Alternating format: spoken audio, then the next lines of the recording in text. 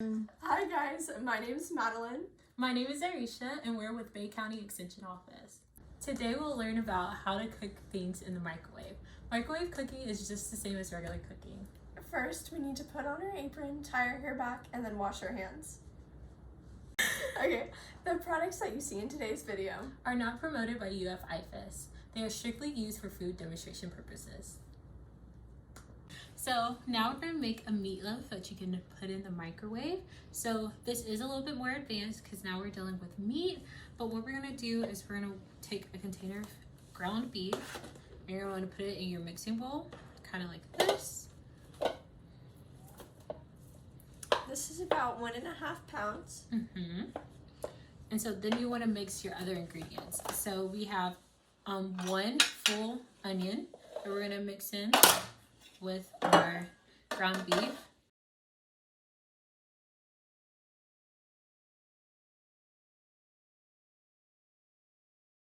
We have 2 eggs that we're putting in. You're going to make sure that you mix them together. We've already beaten our eggs and now we're pouring them in now. You're going to want to add 1/4 cup of breadcrumbs.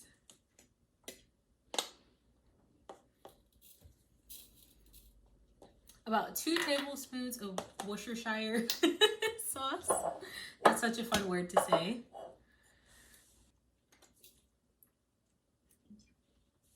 And then you're going to want to add in your seasonings. So with us, we have our seasoning salt, some dry mustard and pepper, but you can feel free to add in whatever seasonings you would like to have. So we're pretty much, and ground mustard. So like Madeline said, you just kind of want to season to taste.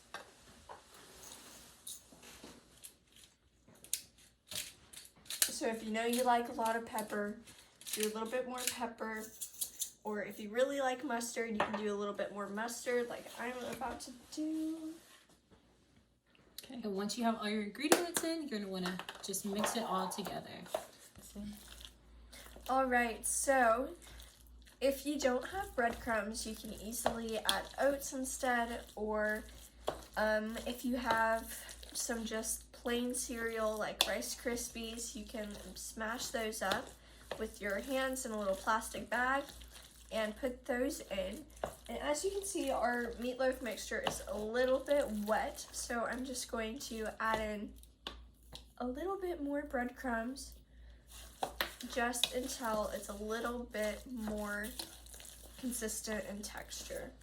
And another nice alternative that you can use instead of breadcrumbs is also some crackers.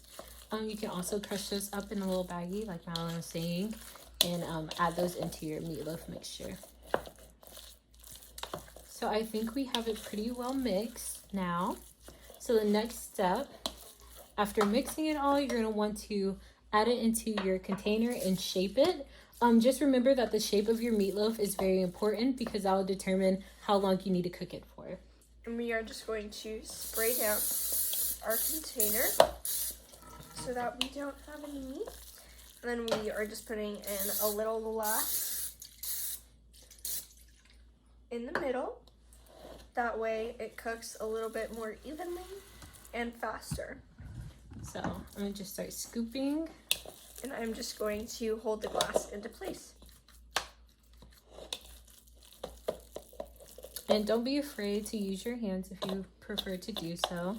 Meatloaf can be a little messy. Ooh.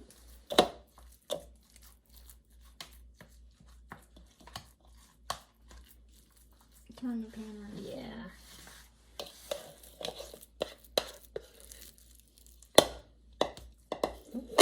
Making a mess on your counter.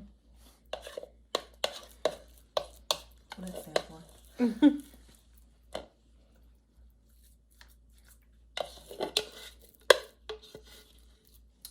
All right, and once we have it all in, like I said, we're going to want to shape it. So this might be the part where you want to use your hands a little bit. You're going to want to, you want to make sure your hands are nice and clean. It's always important to wash your hands before you start cooking. And be sure to wash your hands after touching ground meat as well. All right. And now that we have it nice and shaped and flat, we're gonna go ahead Pull the glass out. get it prepared for the microwave. And put it in there. Okay.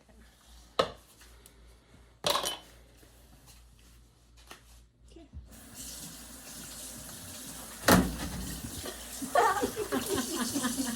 Wait, no caps. D-A-V. So meat we want at least 160 degrees. And that's exactly what we're at, isn't it? 160 or 190? It's 190. It's 190. So we are done. And you can see it's browned. We can do it on the other side. So we can drain a little bit of the grease off and plate it, and it will be ready to serve. So here is the meatloaf. We topped it with honey mustard and with ketchup. You can top your meatloaf with whatever, chili sauce, Barbecue teriyaki, barbecue, any kind of yummies.